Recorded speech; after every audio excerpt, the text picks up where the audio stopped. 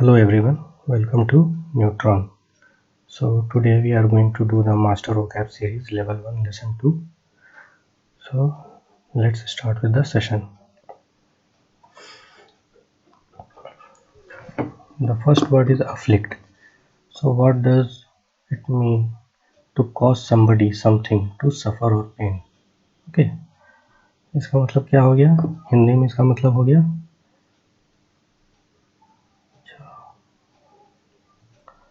सताना, ठीक है, मतलब हो गया सताना या दुख देना, दुख देना, ठीक है। सो दूसरा वर्ड क्या है? कन्फर्म। कन्फर्म मतलब क्या होता है? टू मेक अ पोजीशन और एग्रीमेंट मोर डेफिनेट और ऑफिशियल, ठीक है। किसी भी चीज़ का जो होता है प्रमाण देकर पुष्टि करना, जिसको हम कह सकते हैं, ठीक है। इसको हम क्या कह सकते हैं?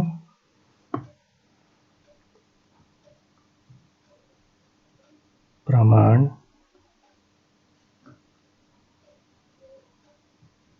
देकर पुष्टि करना, पुष्टि करना, ठीक है। जैसे हम बोलते हैं कि I can confirm that the train will be arriving today at 5 o'clock in the evening, ठीक है। इसका मतलब क्या हो गया कि हम उसको कंफर्म कर रहे हैं। तो हम कंफर्म कैसे कर सकते हैं? किसी चीज़ को चेक और वेरीफाई करने के बाद ही कंफर्म कर सकते हैं, ठीक है। तो इसका क्या हो गया? प्रमाण देकर पुष्टि करना, ठीक है। अब ये कंफर्म क्या है? कंफर्म मतलब क्या होता है? टू अबाइड बाय और फॉलो और ओबे अ रूल अ लॉ, मतलब कोई भी ऑर्गेनाइजेशन का हो या किसी भी चीज़ का हो या कोई भी सरकारी दफ्तर हो, तो वहाँ का क्या होता है? कुछ नियम या कानून होते हैं जिसको हमें फॉलो करना होता है, ठीक है ना। तो जब हम उसको फॉलो करते हैं तो हम क्या बोल सकते हैं कि I am confirming to the norms, ठीक है। तो इसको क्या लिख देंगे हम सिंपल हिंदी वर्ड्स में? पालन करना, पालन करना, ठीक है। इसके बाद फिर क्या है? हॉरिजॉन्टल। हॉरिजॉन्टल क्या होता है? दो वर्ड होते हैं जो हमेशा हम लोग सुनते हैं, एक हॉरिजॉन्टल और एक होता है वर्टिकल। तो वर्टिकल क्या होता है? ऊपर से नीचे जो हो गया वो वर्टिकल हो गया, और हॉरिजॉन्टल क्या हो गया? लेफ्ट टू राइट हो गया या राइट टू लेफ्ट हो गया, ठीक है। तो इसका इंग्लिश मीनिंग क्या हो गया? Going side by side, flat और लेवल, ठीक है। कोई भी जब सेम लेवल पे होता है तो उसको हम क्या बोलेंगे? हॉरिजॉन्टल। तो इसको हिंदी में हम क्या लिख सकते हैं? समतल, समतल, ठीक है। इसके बाद नेक्स्ट वर्ड है इम्प्लाई। इम्प्लाई मतलब क्या होता है? Suggest something in an indirect way और विदाउट सेइंग इट, ठीक है। इम्प्लाई का मतलब हो गया suggest something in an indirect way और विदाउट सेइंग इट, कि हम उस बात को कह नहीं रहे हैं मगर उसको हम एक संकेत के तरीके से हम उसको उस बात को रख रहे हैं। तो इसको हम हिंदी में क्या लिख सकते हैं? परोक्ष रूप से,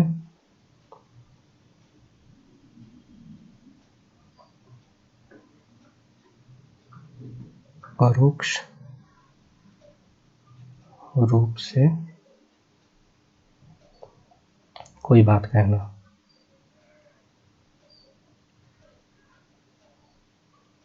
कोई बात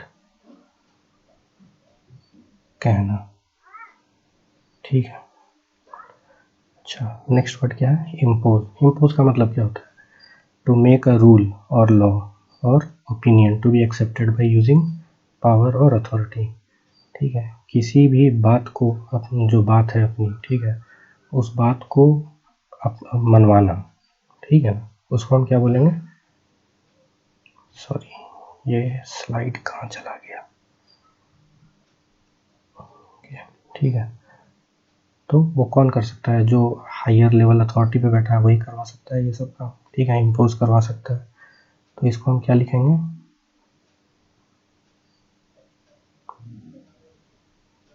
नियम को मनवाना, मनवाना, ठीक है। अच्छा, नेक्स्ट वर्ड क्या है? इन्फ्लिक्ट। इन्फ्लिक्ट मतलब क्या होता है? इन्फ्लिक्ट मतलब होता है to force somebody to have something unpleasant और something that he she does not want, ठीक है। तो एक तरीके से हुआ कि हम जनरली इसको हम पेन या पेन के टर्म्स में यूज़ कर सकते हैं। किसी को हमने चोट पहुंचाया, ठीक है ना, तो उसको उसके लिए तो वो अनप्लेजेंट ही होगा, ठीक है ना, उसको तो अच्छा नहीं लगेगा क्योंकि वो तो चाह नहीं रहा उस चीज़ को, ठीक है। तो उसको क्या होगा, हिंदी में क्या लिख सकते हैं इसको हम? अनचाही बात मनवाना या ज़बरदस्ती लादना, ठीक है ना। तो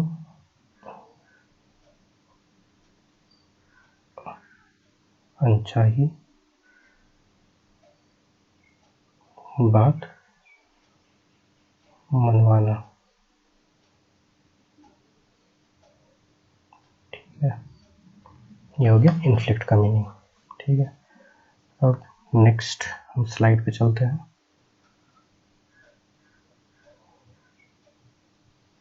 इसमें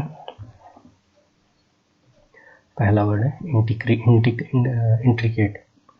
तो इंट्रिकेट का मतलब क्या होता है? हैविंग मेनी स्मॉल पार्ट्स और details put together in a complicated. छोटी छोटी चीज़ों को, ठीक है, डिटेल्स में एक साथ रखना मगर एक कॉम्प्लिकेटेड वे में, मतलब उलझे हुए तरीके से, ठीक है। तो इंट्रिकेट का हिंदी वही हुआ, उलझा हुआ होना, ठीक है, या पेचीदा, ठीक है, पेचीदा या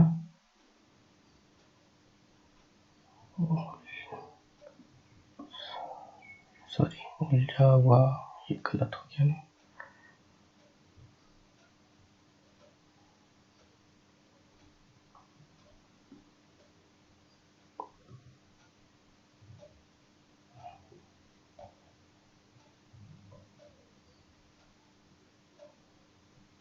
उलझा होना, ठीक है। जैसे कभी कभी हम जनरली देखते हैं कि रस्सी है रखी हुई है और वो बहुत सारी रस्सी एक जगह रहती है, तो क्या हो जाती है, अपने आप ही उलझ जाती है, ठीक है। तो इसको उस सेंस में भी हम यूज़ करते हैं, ठीक है। तो नेक्स्ट वर्ड क्या है? इरिगेट। इरिगेट मतलब हम हिंदी में तो समझ सकते हैं, इसका मतलब होता है सींचना, ठीक है। जो सींचते हैं उसको हम बोलते हैं इरिगेट। इंग्लिश में इसका क्या मीनिंग हो गया? To supply water to land and crops using pipes और स्मॉल कैनाल्स, ठीक है। नेक्स्ट वर्ड है लैप्स, ठीक है। तो लैप्स जनरली हम किसी कॉन्ट्रैक्ट के टर्म्स में यूज़ करते हैं, ठीक है। कोई कॉन्ट्रैक्ट हो या एग्रीमेंट हो, ठीक है, और जब वो ख़त्म हो जाता है, ठीक है, तो उसको हम क्या बोलते हैं कि द एग्रीमेंट हैज़ लैप्स्ड या द कॉन्ट्रैक्ट हैज़ लैप्स्ड, ठीक है। तो इसको क्या हम हिंदी में क्या लिखेंगे? करार, समाप्त होना, समाप्त होना, ठीक है। नेक्स्ट वर्ड है ल्यूमिनस। ल्यूमिनस मतलब क्या होता है? Anything that shines in the dark. कोई भी एक ऐसी चीज़ जो अंधेरे में चमकती है, उसको हम क्या बोलते हैं? लुमिनस, ठीक है।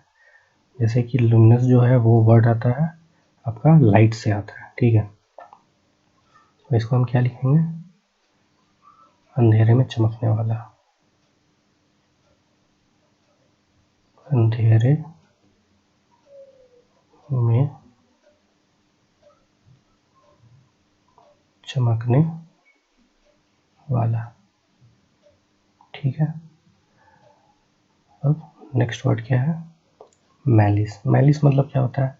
Wish to hurt other people, किसी दूसरे को चोट पहुंचाना, ठीक है, या पहुंचाना नहीं हुआ, ऐसा मनाना कि उसको चोट लग जाए, ठीक है। तो वो क्या होता है? एक हमारे मन की दुर्भावना होती है क्योंकि हम उस पर्सन को लाइक नहीं करते हैं, तो इसीलिए इसको हम क्या लिखेंगे? दुर्भावना होना, ठीक है, समझे। उसके बाद फिर नेक्स्ट वर्ड हो गया हमारा मार्शियल। मार्शियल का मतलब क्या हो गया? कोई भी चीज़ युद्ध से संबंधित, ठीक है ना। जैसे हम सुनते हैं बहुत सारे न्यूज़ में भी सुनते हैं कि मार्शियल लॉ वहाँ पे लग गया, ठीक है। तो अभी हाल फिलहाल में ही एक जगह मार्शियल लॉ लगा है, जहाँ की ये थी, जो लीडर थी वो थी आंग आंग सूं की, ठीक है। तो वहाँ पे क्या किया, जो मिलिट्री में थे उन्होंने क्या किया, गवर्नमेंट को टेक ओवर कर लिया, ठीक है। तो इसको हम क्या लिखेंगे, युद्ध संबंधी, युद्ध संबंधी, ठीक है। वर्टिकल, नेक्स्ट वर्ड क्या है, वर्टिकल। वर्टिकल मतलब क्या होता है, कोई भी चीज़ जो है एकदम बिल्कुल सीधी खड़ी हो उसको हम क्या बोलते हैं, वर्टिकल। 90 डिग्री पे हो, है ना, धरती से, ठीक है, या ज़मीन से, ठीक है। तो इसको हम क्या लिख देंगे, सीधा खड़ा होना, ठीक है।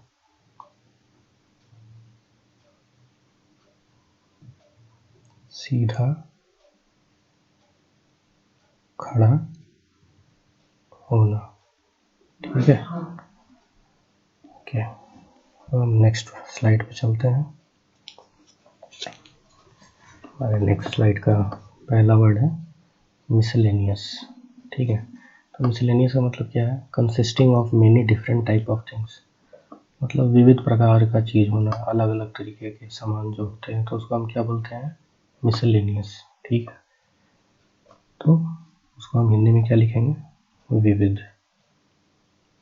ठीक है। नेक्स्ट वर्ड क्या है हमारा, ओवरवेलमिंग। ओवरवेलमिंग मतलब क्या होता है, एक्सट्रीमली ग्रेट और स्ट्रॉन्ग, ठीक है। कोई भी बहुत बड़ा या बहुत शक्तिशाली जिसको होगा उसको हम क्या बोलेंगे, ओवरवेलमिंग, ठीक है। तो जैसे हम बहुत बार भी बोलते हैं कि हमने कोई काम किया तो उस पर क्या, बहुत ही ओवरवेलमिंग रिस्पॉन्स मिला, ठीक है, मतलब काफ़ी तीव्र या शक्तिशाली, ठीक है। तो इसको क्या लिखेंगे, तीव्र या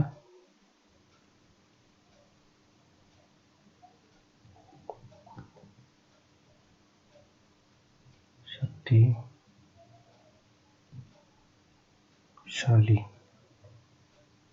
ठीक है। उसको हम क्या बोलेंगे, ओवरवेलमिंग। फिर नेक्स्ट वर्ड है फिनोमिनल। फिनोमिनल क्या होता है, ऐसे फिनोमिनल को हम ऐसे समझ सकते हैं कि कोई भी एक हैपनिंग, ठीक है ना, कोई भी एक ऐसा घटना, ठीक है, उसको हम क्या बोल सकते हैं, फिनोमिनल, ठीक है। मगर उसमें भी कुछ होता है, जैसे कि फिनोमिनल एक ऐसा घटना होता है जिसको हम पूरी तरीके से समझ नहीं सकते, ठीक है। जो घटना होता है उसको हम पूरी तरीके से समझ नहीं सकते हैं, तो उसको हम क्या बोलेंगे, फिनोमिनल। अ फैक्ट और इवेंट और एन इवेंट इन नेचर और सोसाइटी, ठीक है, specially that is not fully understood, ठीक है। तो उसको हम क्या बोलेंगे हिंदी में, घटना जो पूरी तरह से समझ में ना आए, ठीक है। उसको हम लिखते हैं घटना जो हमें पूरी तरह से समझ ना आए, ठीक है। इसको हम बोलेंगे फिनोमिनल, ठीक है। नेक्स्ट वर्ड क्या है, प्रेजुडिस। प्रेजुडिस का मतलब क्या होता है, strong unreasonable feeling of not liking और trusting somebody or something, especially when it is based on race, religion और sex। मतलब किसी से भी भेदभाव करना, जिसको हम कहते हैं हिंदी में, ठीक है। किसी से भेदभाव करना, तो भेदभाव हम किस पे करते हैं, या तो जैसे कि हम बोलते हैं कि वो गंदा दिख रहा है, तो वो भी एक भेदभाव है ना। हम उसको बोलते हैं वो गरीब है, हम अमीर है, वो भी एक भेदभाव है, ठीक है। हम बोलते हैं कि वो उस जाति का है या उस रिलीजन का है, तो वो भी एक भेदभाव हुआ, ठीक है। तो इसका सिंपल मीनिंग यही हुआ, किसी को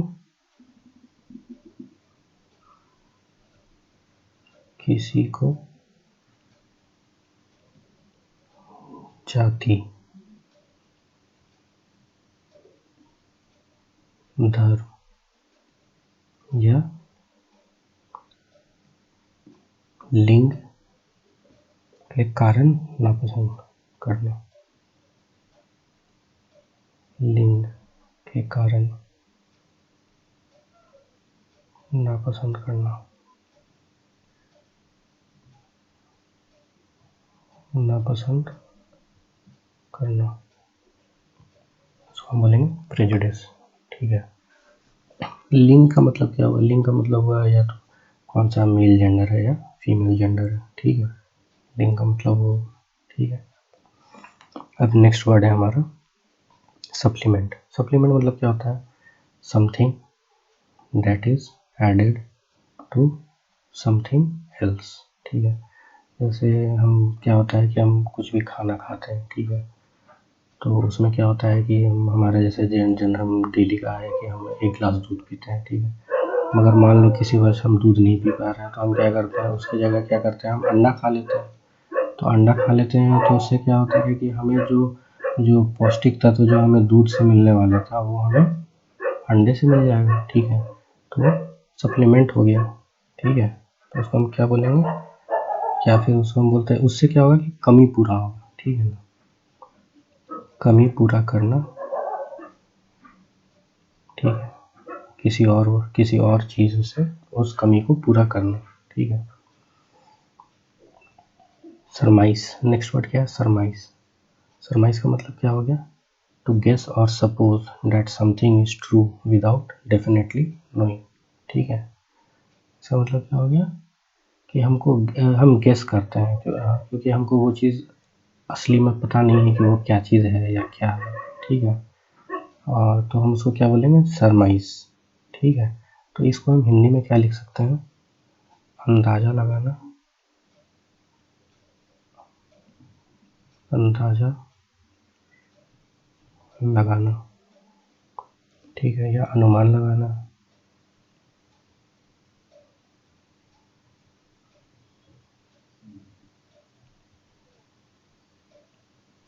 ठीक है, तो ये हमारे आज के लेसन 2 के टोटल 20 वर्ड्स कंप्लीट हो गए हैं। तो हम चलेंगे इसके एक्सरसाइज पार्ट में। ठीक है, तो क्या बोल रहा है एक्सरसाइज में? For each of the following sentences choose the correct word from the pair given and insert it in the blank space. मतलब हमें 2 वर्ड दिए हुए हैं उसमें, और इस एक्सरसाइज में क्या है कि दोनों वर्ड का जो है बहुत ही निकटतम मीनिंग है, मतलब बहुत ही एकदम आसपास का मीनिंग है, और उनके बीच में सिर्फ क्या एक छोटा सा डिफरेंस है जिसको हमको समझना बहुत ज़रूरी है, क्योंकि हर वर्ड का एप्लीकेशन हर जगह अलग अलग होता है। ठीक है, तो हम देखते हैं इसमें क्या है। We hope our hockey team will dash a crushing defeat on last year's champion. ठीक है, हम क्या होप कर रहे हैं कि हॉकी टीम जो है वो dash a crushing defeat on last year champion, जो लास्ट ईयर के चैम्पियन है उनको डिफीट करेगा। ठीक है, तो इसमें क्या वर्ड है? एफ्लिक्ट या इन्फ्लिक्ट। ठीक है, अब दोनों वर्ड में अंतर क्या है? दोनों का मतलब करीब करीब सेम होता है, मगर एफ्लिक्ट का मतलब होता है दुख देना या सताना, और इन्फ्लिक्ट का क्या मतलब होता है? ज़बरदस्ती उसको दुख देना। ठीक है, और ज़बरदस्ती लादना उस चीज़ को। ठीक है, और वो तभी हो सकता है जब हमारा उस चीज़ पे कंट्रोल नहीं हो। ठीक है, जो हमें दुख दे रहा है, हम चाहें तो उसको हम बोल सकते हैं कि तुम हमको ऐसा क्यों बोल रहे हो, मगर वो हमारे कंट्रोल में नहीं है। ठीक है, तो उसका मतलब हो जाता है, इन्फ्लिक्ट का मतलब होता है ज़बरदस्ती लादना या अनचाही बात मनाने के लिए विवश करना। ठीक है, तो यहाँ पे तो कोई अनचाही बात की तो बात हो नहीं रही है ना। ऐसा तो नहीं है कि हम कुछ चाह रहे हैं करना और हमको कोई सामने वाला करने नहीं दे रहा है। ठीक है, तो यहाँ पे क्या आएगा? यहाँ पे वर्ड आएगा एफ्लिक्ट। ठीक है, यहाँ पे क्या आएगा? Word afflict. अब नेक्स्ट सेंटेंस क्या है? You should dash to the rules of the school. ठीक है, हमें स्कूल के कुछ रूल्स को क्या करते हैं? पालन करते हैं। ठीक है, और ये क्या होता है? कन्फर्म मतलब तो होता है हमारा क्या? प्रमाण ये करना, प्रमाण देकर पुष्टि करना। ठीक है, तो और कन्फर्म का मतलब होता है किसी भी बात का पालन करना, तो यहाँ पे क्या होगा?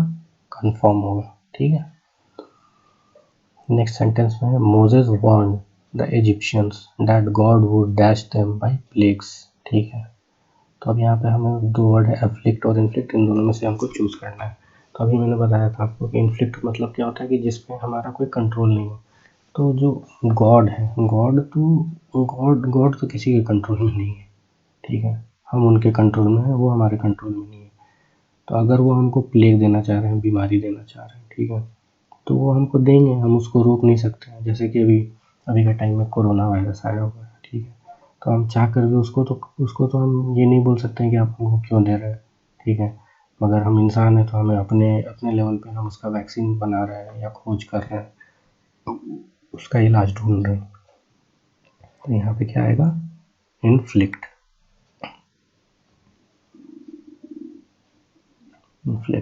ठीक है, the recently discovered document will dash our right to the property. ठीक है, तो ये जो रिसेंटली डिस्कवर्ड डॉक्यूमेंट, जो तभी बिल्कुल तुरंत में मिला है हमको जो डॉक्यूमेंट, तो वो क्या करेगा, कंफर्म करेगा हमारा राइट टू द प्रॉपर्टी। ठीक है, वो पुष्टि करेगा। ठीक है, तो ये तो प्रमाण दे रहा है ना कि ये जो डॉक्यूमेंट है ये क्या है, ये जो डॉक्यूमेंट है ये क्या है, प्रमाण है ना। प्रमाण देके वो क्या कर रहा है, राइट टू प्रॉपर्टी। ठीक है, तो यहाँ पे क्या होगा, कंफर्म होगा। ठीक है, अब हम नेक्स्ट एक्सरसाइज में चलते हैं।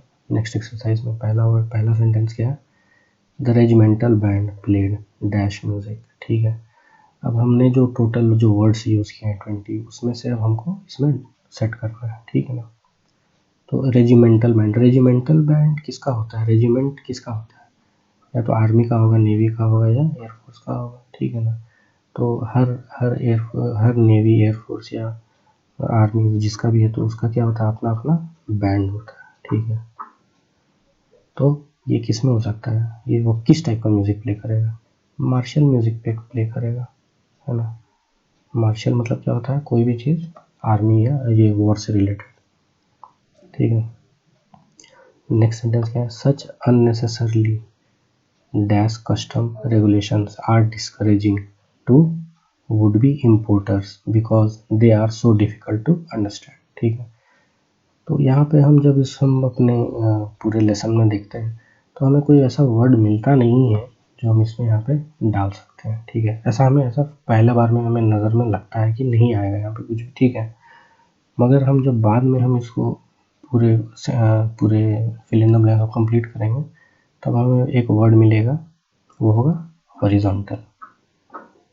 ठीक है, क्या वर्ड होगा, हॉरिजॉन्टल। ठीक है, अब यहाँ पे हॉरिजॉन्टल क्यों आया, हॉरिजॉन्टल इसीलिए आया क्योंकि ये जो कस्टम रेगुलेशंस है, ठीक है ना, जो कस्टम रेगुलेशंस है, क्या होता है कि जब कस्टम से कोई भी माल को जो हम क्लियर करते हैं, क्योंकि यहाँ पर तो इम्पोर्टर्स की बात हो रही है ना, तो इम्पोर्टर्स क्या करते हैं, या तो सामान बाहर भेजते हैं, या तो इम्पोर्टर्स क्या करते हैं, वो बाहर से सामान मंगवाते हैं। ठीक है, तो उस सामान को डॉकयार्ड से छुड़वाने के लिए उनको क्या करना पड़ता है, कस्टम रेगुलेशंस को फॉलो करना पड़ता है। ठीक है, तो उस रेगुलेशंस में क्या होता है, बहुत सारे पेपर वर्क होते हैं, बहुत सारा ये होता है कि पहले आप वहाँ पे जाइए, फिर वहाँ पे जाइए, फिर वहाँ जाइए, तो बहुत सारे सेक्शन में आपको भेजेंगे। सब जगह से जब क्लियर होगा तब फिर आपका सामान वहाँ से छूटेगा। ठीक है, तो हॉरिजॉन्टल का मतलब हमने क्या देखा था, समतल। ठीक है, इसका हमने क्या मीनिंग देखा था, समतल। ठीक है ना, तो एक लेवल पे ही है ना, ऐसा तो नहीं है कि आपको कहीं हायर लेवल पे जाना, आपको तो डॉकयार्ड से ही जाके छुड़वाना है। डॉकयार्ड में जो भी है सब सेम लेवल पे होंगे। ठीक है, तो यहाँ पे क्या वर्ड आएगा, हॉरिजॉन्टल। नेक्स्ट सेंटेंस पे क्या आते हैं हम लोग, इसमें क्या है, night driving is safer when dash paint is used on the guard rails. ठीक है, गार्ड रेल्स जो होता है जहाँ पे जो हम जैसे कभी धक्का लग जाए तो उससे क्या है कि गाड़ी को कम नुकसान पहुँचे, तो उसके लिए रेलिंग्स लगवाते हैं बहुत कोई कार में। ठीक है, या बाइक में भी हम देखते हैं कि लेग गार्ड होता है। ठीक है, तो जब हम रात में ड्राइव करेंगे तो क्या होगा, हमें तो दिखेगा नहीं, तो उस चीज़ को दिखने के लिए हम क्या करते हैं, कुछ ऐसा स्टिकर लगाते हैं जिससे कि वो चमकेगा। ठीक है, तो वो जब चमकेगा तो उसको हम वहाँ पे जब चमकने की बात आती है तो हमारे दिमाग में तुरंत आता है कि यहाँ पे लुमिनस होगा, क्या होगा, ल्यूमिनस होगा, है ना।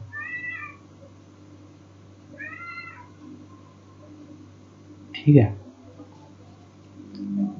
चौथे पे जब हम आते हैं सेंटेंस पे, we hope our candidate will be elected by a dash majority, we need a man of his ability. ठीक है, तो जब हमारा जब इलेक्शन होता है तो उसमें जब कैंडिडेट जब इलेक्ट होकर आता है तो उसके बारे में क्या बोल रहा है कि हम होप कर रहे हैं कि हमारा कैंडिडेट जो इलेक्ट होगा वो वास्ट मेजोरिटी से, हमारे दिमाग में क्या आता है, वास्ट मेजोरिटी, ठीक है, या ओवरवेलमिंग, ठीक,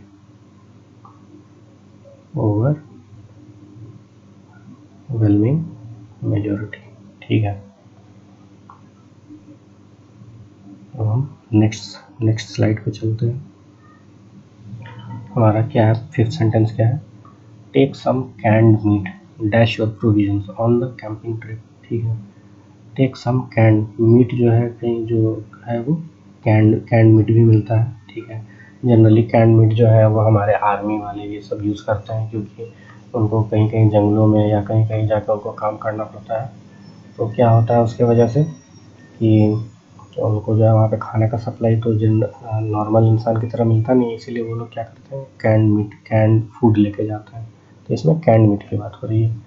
तो वो क्या है, वो आपका प्रोविजंस मतलब आपका सप्लाई है, इसका मतलब क्या हो गया, supply on the camping trip. ठीक है, तो यहाँ पे कैंपिंग में भी जाते हैं तो जनरली लोग कैंड आइटम्स लेके जाते हैं। ठीक है ना, तो यहाँ पे क्या हमें होगा, take some canned meat to supplement.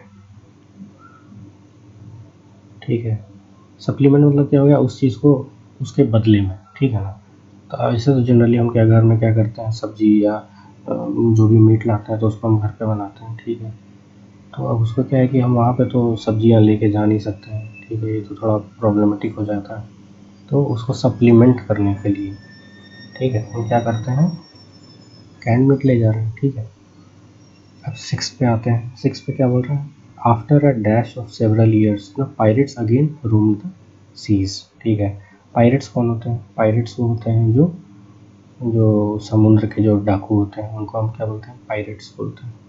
ठीक है, तो आफ्टर क्या होना चाहिए यहाँ पे, क्योंकि बहुत मतलब काफ़ी साल का अंतराल का बात कर रहा है। तो अंतराल कब होता है, जब आदमी कुछ काम करता है फिर बीच में छोड़ देता है। ठीक है, तो वहाँ पे वर्ड आता है लैप्स।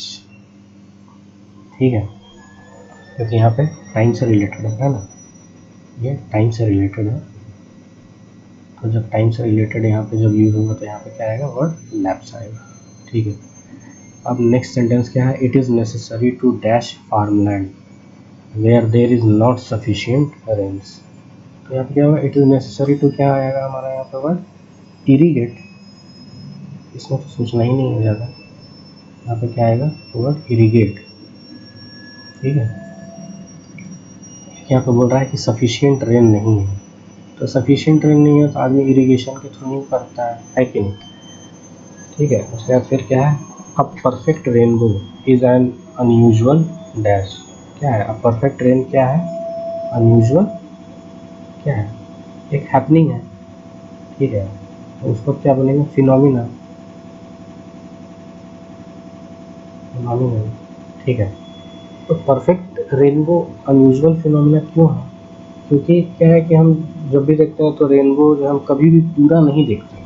ठीक है, बिल्कुल गोल नहीं देखते हैं। ठीक है, और जब दिखता है तो वो मतलब बहुत ही रेयर है, बहुत ही रेयर है, शायद ही हम सब ने कभी देखा होगा कि परफेक्ट रेनबो है। ठीक है, अब 9th में क्या है, Y do this ignorant people have a dash against strangers. तो स्ट्रेंजर्स के लिए अगेंस्ट में, ठीक है, स्ट्रेंजर्स के अगेंस्ट में क्या बोल रहा है, इग्नोरेंट पीपल। ठीक है, जिनको पता नहीं है, तो यहाँ पे हमको एक वर्ड मिलता है मैलिस। ठीक है, मैलिस मतलब हो गया दुर्भावना। तो हम यहाँ पे पूछ रहे हैं कि why do this ignorant people have malice against strangers. ठीक है, अब हमारा 10th सेंटेंस है, the telephone wires are strung in a dash position between the poles. ठीक है, यहाँ पे वायर्स की बात हो रही है, वायर्स की बात हो रही है तो हमें तुरंत दिमाग में हमें आता है, क्लिक करता है क्या, एक वर्ड है इंट्रिकेट। इंट्रिकेट मतलब क्या होता है, उलझा होना। ठीक है, जब वायर्स उलझे हो जाते हैं, ठीक है, तो उसको हम क्या बोलेंगे, इंट्रिकेट। ठीक है, तो इंट्रिकेट पोजीशन में, ठीक है। अब 11th में क्या है, dash articles littered, dash articles littered the floor of the cabin, ठीक है। लिटर्ड मतलब क्या होता है, इधर उधर गंदा फैला हुआ होना, ठीक है, उसको हम क्या बोलते हैं, लिटर्ड, ठीक है। तो किस टाइप के आर्टिकल्स हो सकते हैं,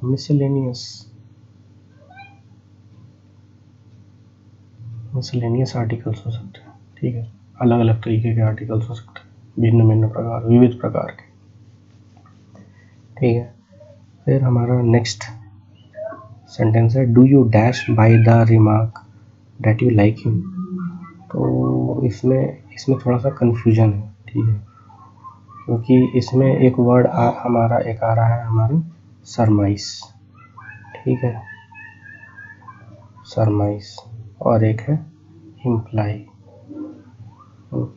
ठीक है। तो हमको ये दोनों वर्ड में कन्फ्यूजन है। तो सरमाइस का मतलब क्या होता है, आकलन करना, आकलन लगाना। तो यहाँ पे आकलन लगाने वाली तो कोई बात हो नहीं रही है, ठीक है। तो यहाँ पे क्या होगा, इम्प्लाई हो जाएगा, ठीक है, इम्प्लाई, ठीक है। इम्प्लाई का मतलब क्या था, परोक्ष रूप से या सांकेतिक तौर पे किसी बात को हमें कहना, उसको हम क्या बोलते हैं, इम्प्लाई, ठीक है। अब 13 जो है हमारा क्या है, although we teased him constantly he bore us, no. हमको लग रहा है ऐसा कि यहाँ पे एक वर्ड आना चाहिए हार्म के सेंस में या भेदभाव के टर्म्स में। तो क्योंकि वो हमको चिढ़ाता था, या ठीक है, तो एक होता है ना कि हमें गुस्सा होता है कि वो हमें क्यों चिढ़ा रहा है, ठीक है। तो यहाँ पे क्या आएगा, प्रेजुडिस, ठीक है। हमें उसको जो है हमसे कोई भी प्रेजुडिस या भेदभाव नहीं था, ठीक है। The magistrate threatened to dash heavy fines on careless drivers. तो हेवी फाइन्स जब आता है तो उसको तो जनरली हम क्या करते हैं, इम्पोज ही करते हैं, जनरली क्या इम्पोज ही करते हैं, ठीक है, ओके। अब 15 सेंटेंस क्या है, since he has not written I can only dash that he will arrive tomorrow. तो क्योंकि उसने हमें खत नहीं लिखा है, ठीक है, तो आई कैन ओनली डैश हम क्या लगा सकते हैं, अनुमान लगा सकते हैं। तो अनुमान के लिए क्या वर्ड आएगा, जो हमने यहाँ पे वर्ड देखा है, सरमाइस, सरमाइस आएगा,